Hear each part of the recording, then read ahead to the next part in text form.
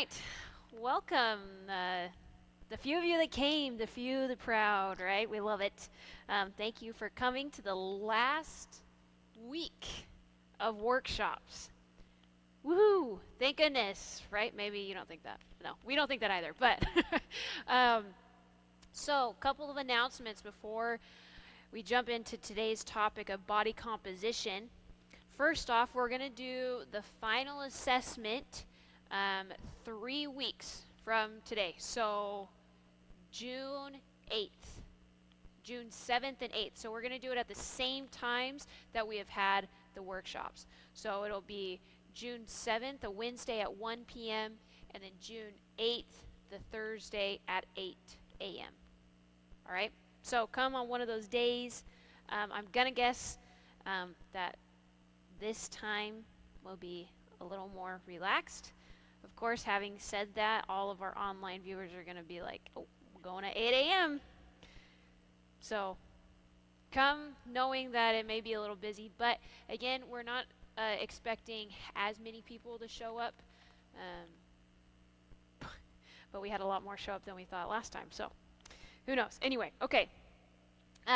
Secondly, I will send out reminders about the final assessment, so don't feel like if you forget, I will email you probably the week before and the week of, that we're going to do it. Okay. All right. Next, let's talk about last week with flexibility. Are there any questions, concerns? Yes. Uh-huh.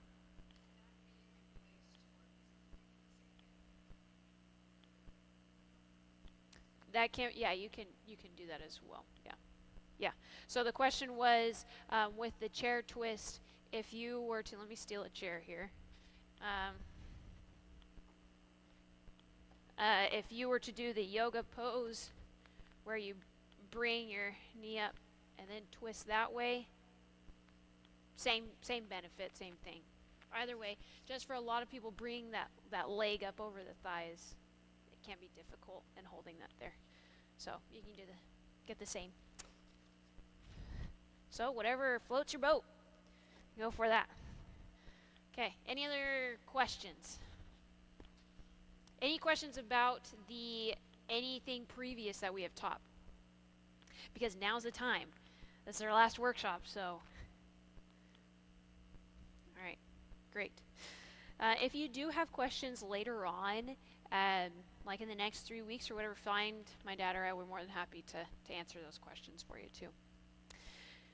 One thing that we failed to mention last week that was brought to our attention yesterday is there is a flexibility or a machine that you can use here at the gym that will help with stretching. It's by right underneath the TVs, by the Zero Runner, if you know what that is, or the Jacob's Ladder, kind of in that area. If you want a demonstration on how to use that, please see us. We can help you. You can do all sorts of stretching on that, and it feels amazing. So that is an option for you as well if you wanting to. It's not really a Pilates. Pilates is usually like a board. This one you like. It reminds me of like if you're going to mass and you're kneeling on the ground praying. It's kind of a similar structure to that, but it's not like Pilates. I don't know how to explain it, but I'm more than happy to show you what it is. Okay, so that being said, let's jump into today's topic, body composition. So forewarning, this is a very, very broad topic, and there is so much to it. And so we're just going to kind of cover the surface. We're not going to dive in deep. But if you have questions that are like, really deep in there, don't be afraid to ask. I'm more than happy to answer them as best I can. All right. So first thing, what is body composition?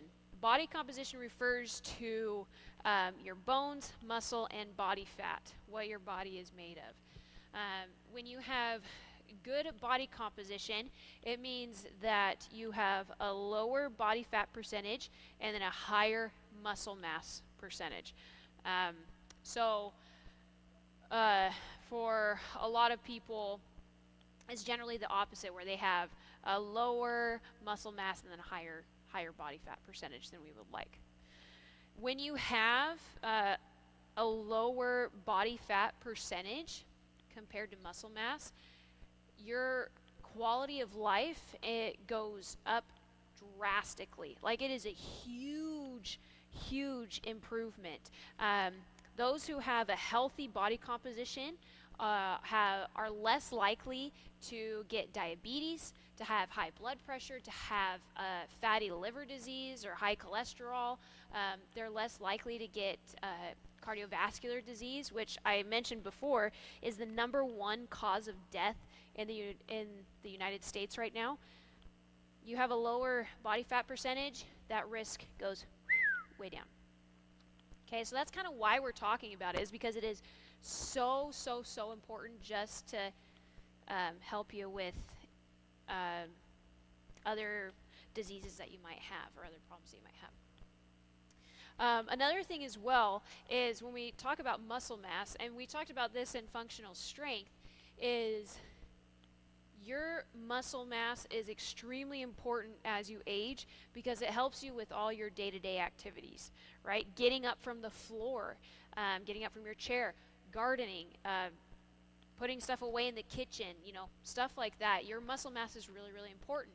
And so that's why we're focusing on both of them, to avoid disease, but then to also improve your quality of life.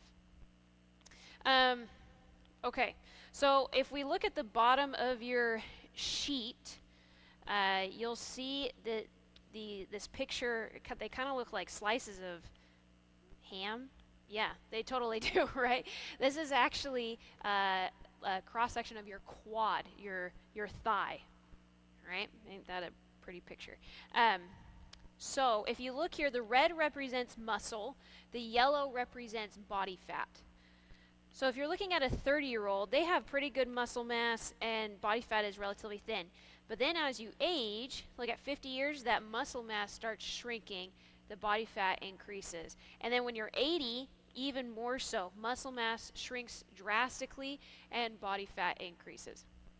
This is actually a condition called sarcopenia, which is very common among,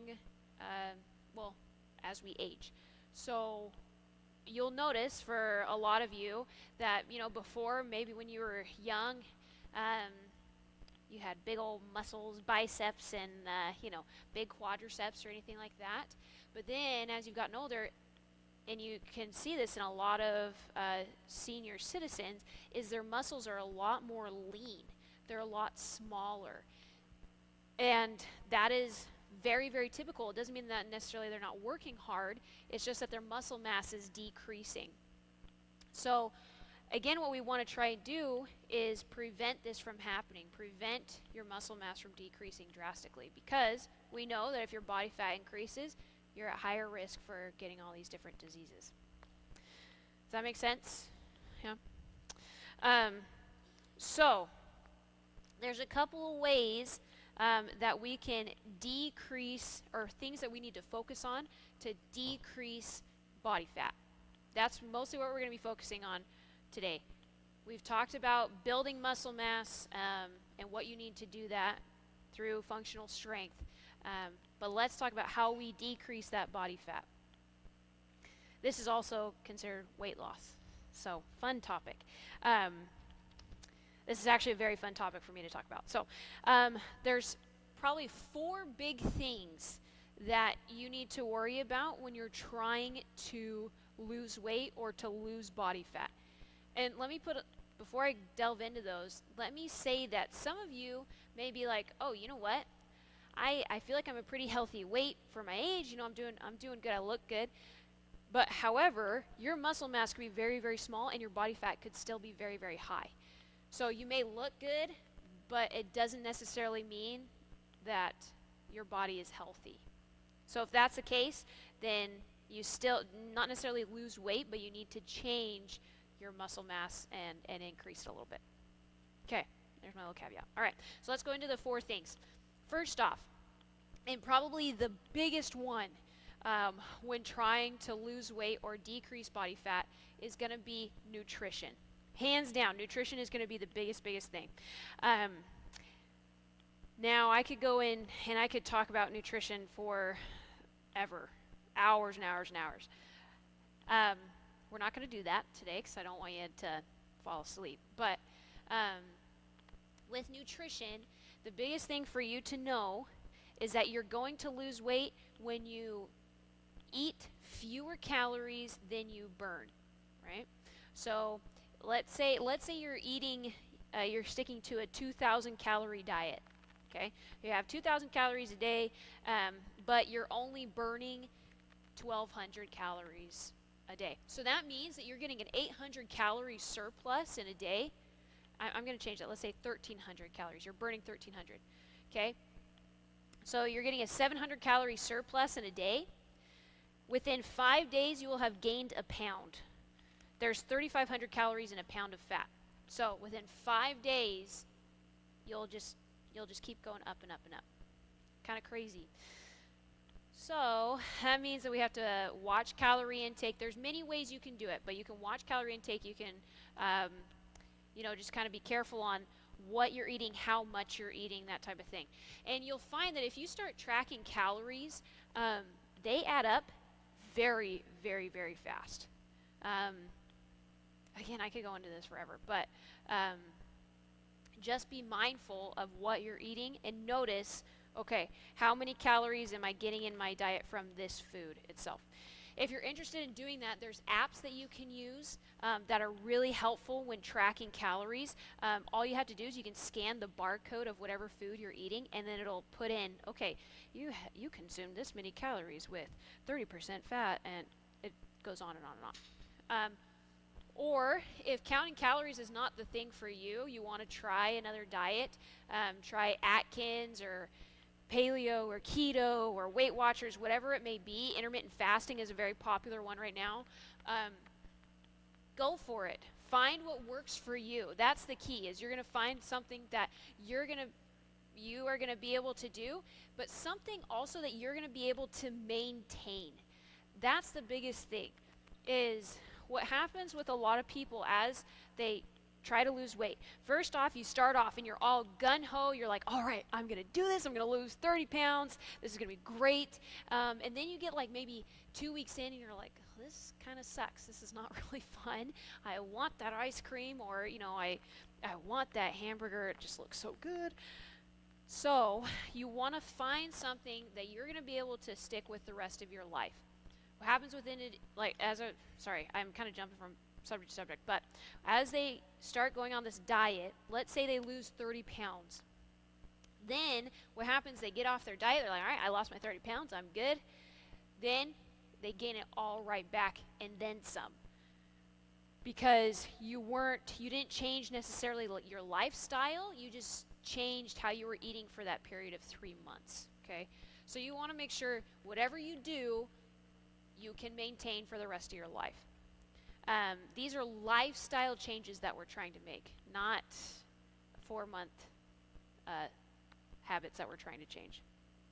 Again, find what works for you. It doesn't really matter. There's pros and cons to all of them. And if you want more in depth, come and talk to me. I'm more than happy to talk to you about it. Okay, that's nutrition. Very, very broad. Did you have something you wanted to say? No? Okay. All right, the next one is going to be probably one of the second most important ones, is exercise itself. They say that weight loss is about 80% nutrition, 20% exercise, okay? It's not completely accurate, but that's just a good rule of thumb. So exercise is really, really important, especially strength training, because it builds muscle mass. Muscle burns more calories than body fat does. So the more muscle you have, your metabolism is going to get faster. You're going to burn way more calories during your day the more muscle you have, which is helpful when you're trying to lose weight because you want to burn a lot more calories so you can eat a little bit more, hurt, right? Um, so that's why we recommend doing those strength training exercises to build that muscle, and many other reasons. The second important thing with exercise is actually maintaining weight. So let's say that you get to your goal weight and you're like, all right, I did it. This is fantastic. Studies have shown that individuals who get to their goal weight, they'll slowly, even if they're doing fantastic, they slowly gain it back over time. Very, very slowly. It goes probably like maybe within 5 years, 5 or 10 years, they'll gain all the weight back. The biggest determinant on whether they were able to keep it off was actually exercise. They upped their exercise a little bit. So, let's say that you're doing 100 minutes of exercise right now, and you've lost all the weight that you want to, and you're feeling good. You actually want to increase that exercise a little bit to maybe 150 to 100 minutes a week, which kind of stinks. But that's the science behind it, unfortunately. So those are two important things with exercise. The third aspect of weight loss that is really, really important is sleep. So with seniors, sleep patterns are a little different. Some people sleep a lot more, or maybe they sleep less at night but then take naps throughout the day. There's all sorts of different things that happen. Sometimes you get insomnia. If you have Parkinson's, it's harder to sleep. So it's tough. However, sleep is really, really important with helping you lose weight. You want to try and get between 7 and 9 hours of sleep a night.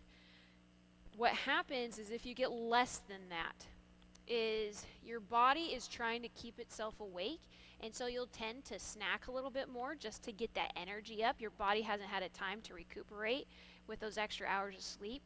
And so, yeah, you'll just be snacking. You tend to consume more calories that way. Another thing is it sends your hormones all kind of out of whack a little bit. And so your body kind of goes into survival mode almost. And you hold on fat a little bit more. It's a little harder to lose weight when you have less sleep. That goes hand in hand with the fourth one that is really important, which is stress. Stress is the same thing.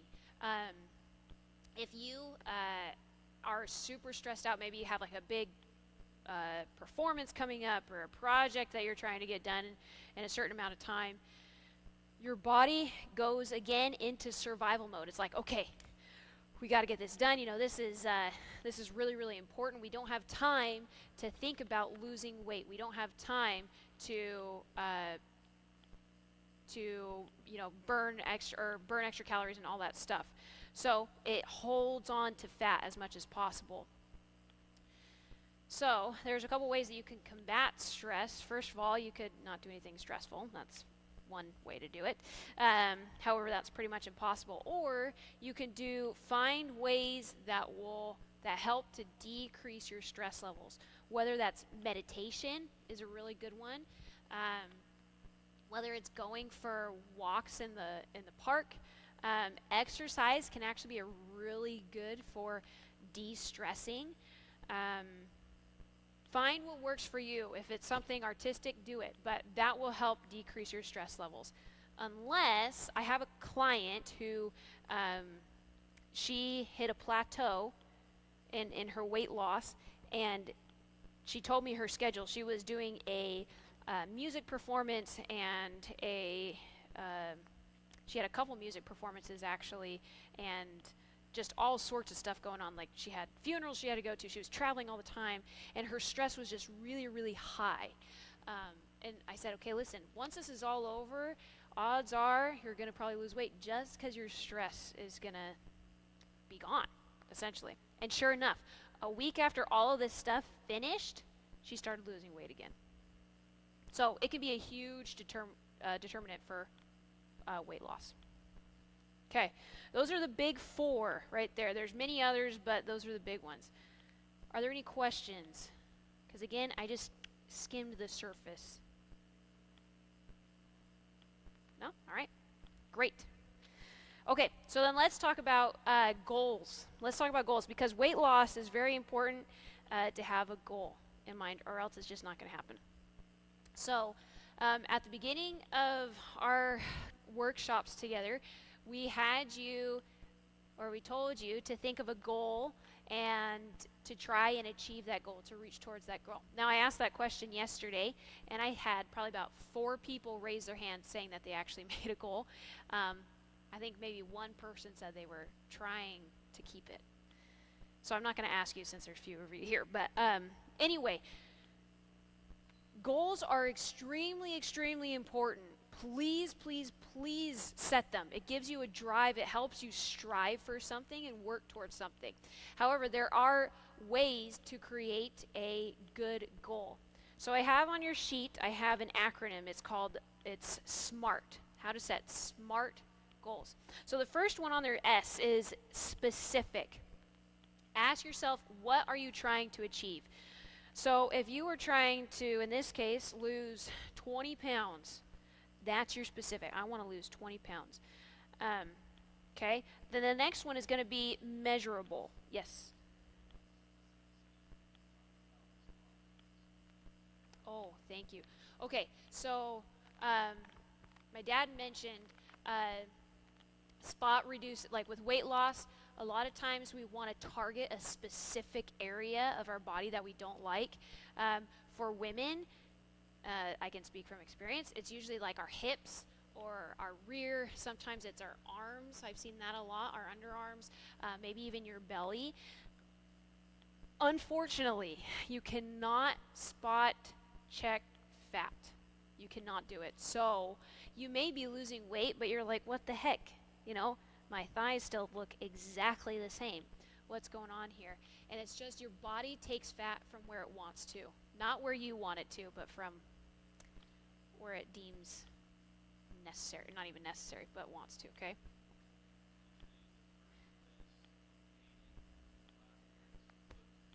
Yeah, yeah. My dad says usually the first place you gain it is the last place you lose it, which, oh, that is frustrating. So, don't get frustrated if that's the case with you. That's just part of it. Another thing I should actually mention along with that, not all body fat you need to be extremely concerned about. The biggest area of body fat that you need to be concerned about is actually your midsection.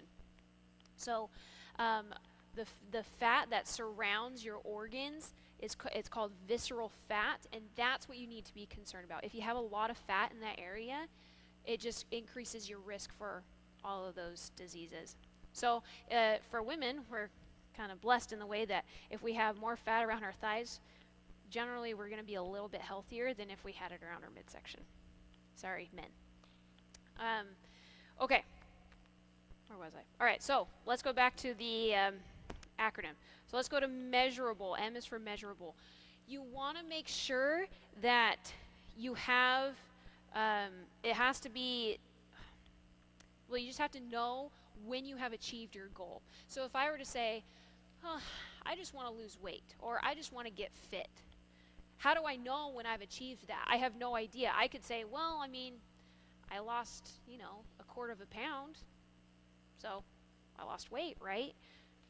That's not good enough. You need to have an actual number in there. It has to have a number, okay? Or maybe not even a number, but you could say like, I want to be able to do a push-up, okay? That you will know when you have accomplished that goal. Okay, the third one is attainable. This one, I don't want to say don't dream, because I want you to shoot for the stars, but at the same time be realistic. For a lot of you, running a marathon is going to be impossible. For me, there's no way I can do that. So if you're shooting for the stars, go for it, but just know that it's going to be a little bit harder for you to do that. Make it something that you're going to be able to accomplish, not something that's going to just be frustrating because you're not even getting close to it. All right, the next one is R, relevant. So does it contribute to your end goal?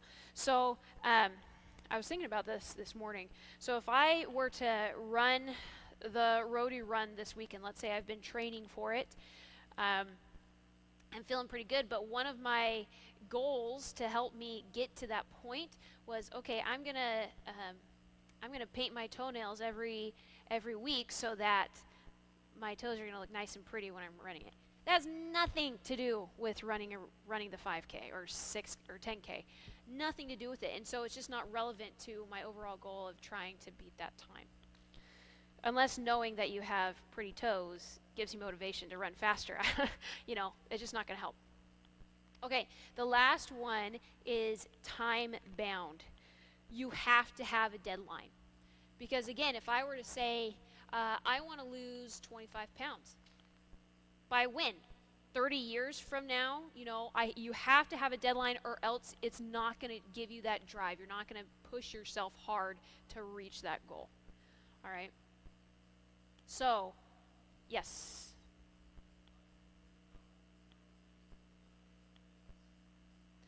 Great question. So, not great point. Yeah. So, let's talk about what is a reasonable time for weight loss. Healthy weight loss. This is really important. Healthy weight loss is actually slow. It is not fast. So you want to lose probably a pound and a half a week. Okay? That is sustainable, healthy weight loss. If you are losing more than that, your body, something's going on.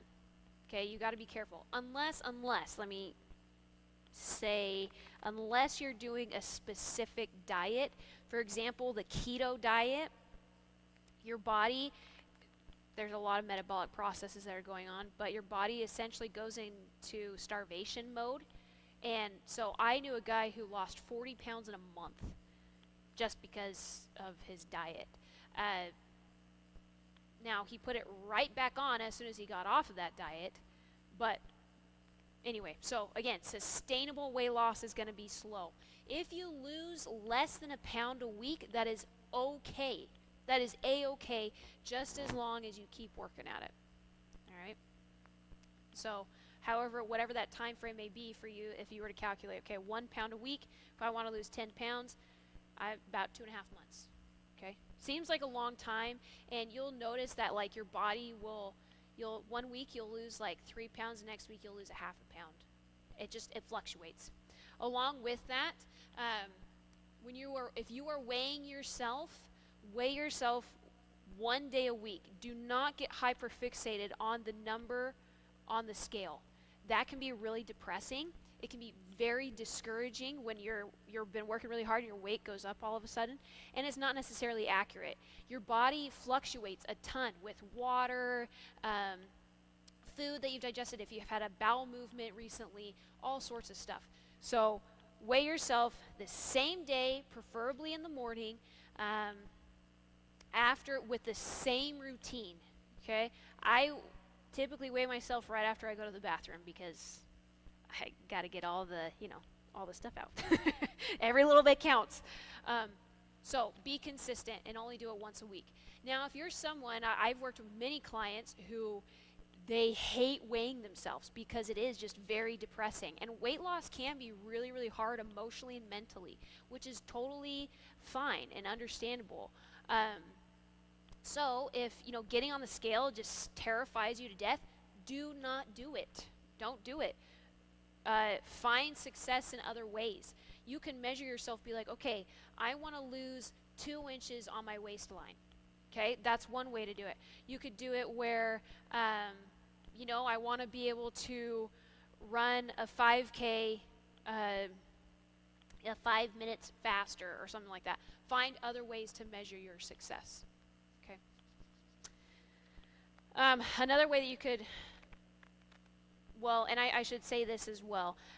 Sometimes when you step on a scale, it is not indicative of where you're at physically. So let's say you're working really, really hard, you're exercising a lot, you're watching your diet, and your weight stays the same. Does not mean that nothing is happening. It probably means that you're actually gaining muscle and losing body fat. Muscle weighs more than body fat. And so the number on the scale may stay exactly the same, but your body composition is changing. So don't lose faith. However, if you are not working super hard and your weight stays the same, again, still a victory. You're maintaining weight. Work a little harder though. Now, that leads me into plateaus. So again, plateaus can be very, very frustrating because you're putting in tons of work and nothing is happening. Plateaus are a very normal thing to happen for individuals. Your body adapts really, really quickly, and sometimes it gets tired of adapting when it comes to weight loss. And so you could lose weight really, really fast, and then your body's like, all right, we've had enough of this. Let's just kind of get back to, find a new normal. We like this where we're at. Let's make this the new normal. And then you'll stay in that spot for a long time. What you have to do is you just have to be persistent. Just keep doing what you're doing, and pretty soon your body's going to be like, okay, we don't like this new normal anymore. We need to change a little bit more. Okay, and then you'll start going down. Plateaus can last for months. Like I said, I had a client 4 months. She had a plateau for 4 months. So frustrating for her, but eventually she got it went down all of a sudden. Kind of crazy. Okay, so what we want you to do is we want you to make a goal this time. Make a SMART goal. And it doesn't have to be related to weight loss if you don't want it to be. It can be related to fitness or balance, whatever it is. Make a goal. Start now. Now is the time. If you don't start now, just basically accept the fact that you're going to probably decline a little faster than if you were to make the change right now. Okay? Start with wherever you're at. Make small goals. Don't feel like you have to say, okay, I want to lose 20 pounds. Say, okay, let's try and lose 5 pounds first. Let's try that. That's all you have to do. And once you achieve that, like, okay, feeling good, let's do another 5 pounds. All right? You don't have to shoot for the stars. You can settle for just the moon. Okay? Am I forgetting anything? I feel like I am. Okay. Are there any questions? Yes. Okay.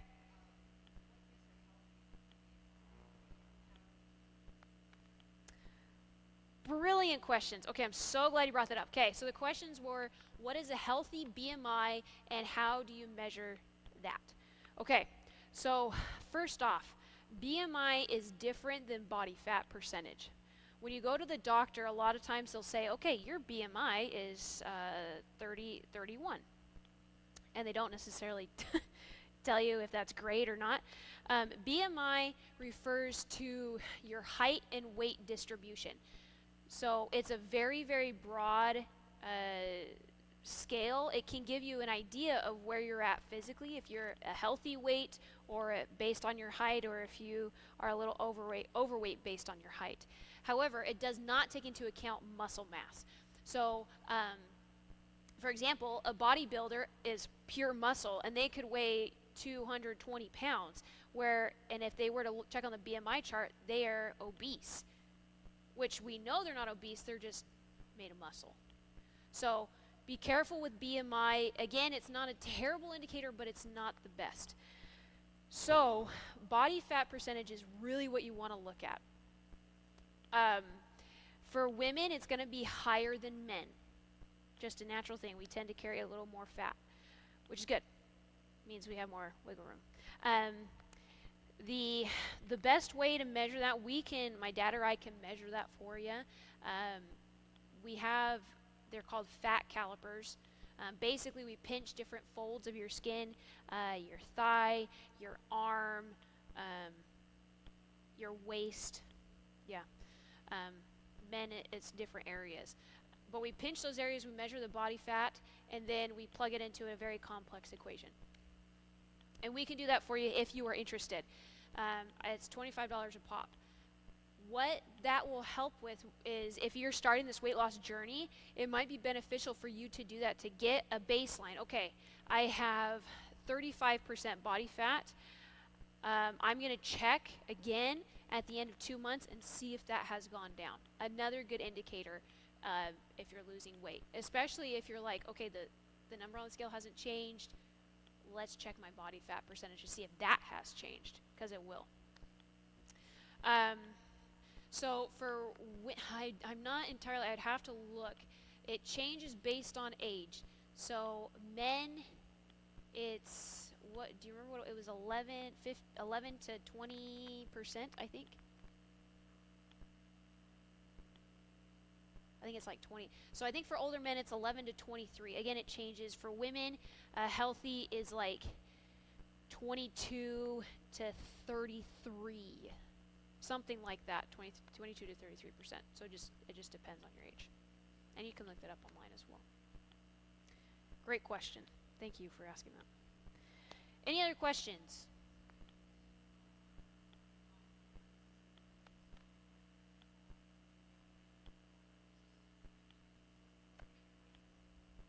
Yeah. So the question was to increase your lean body mass or muscle mass. What kind of exercise is recommended? And yes, resistance exercises, absolutely. You can do body weight exercises as well. We did, sit to stands in a chair. That will help build body or muscle mass for sure. Yeah.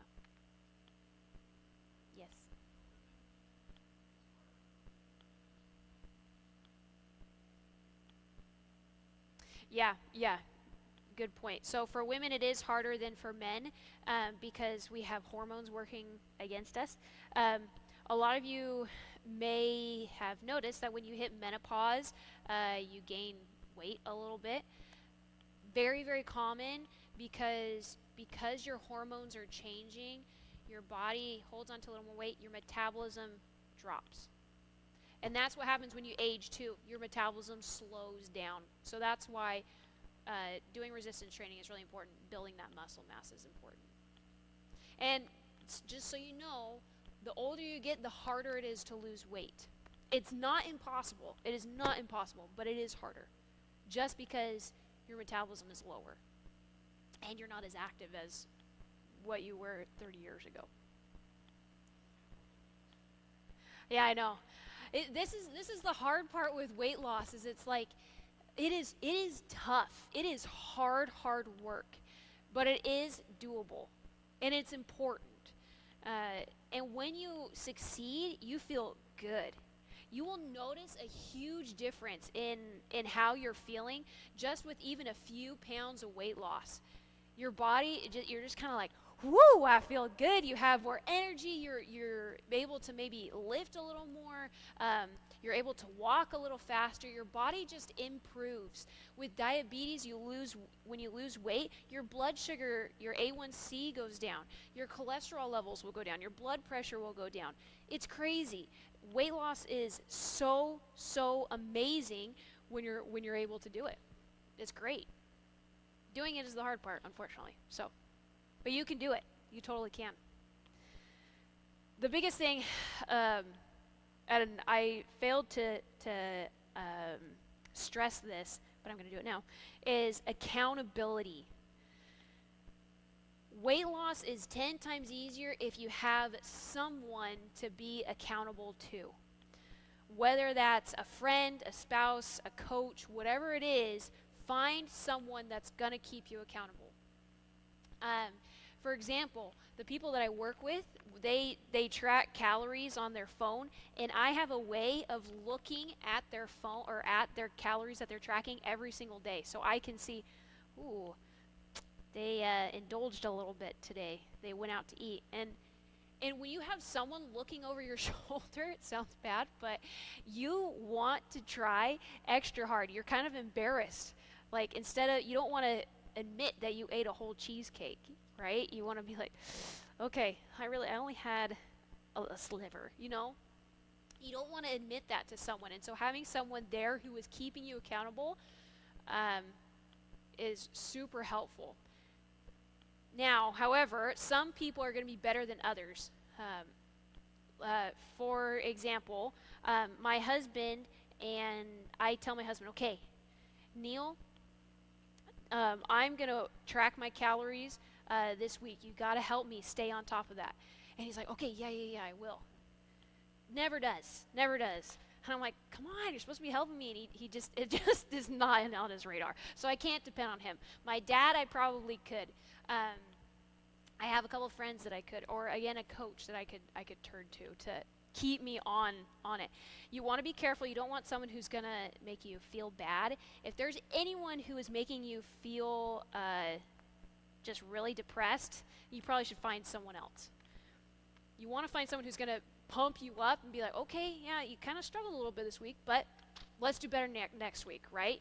Keep you on your toes, but also at the same time very supportive. So whoever that person is, lean to them. Turn to them. Okay.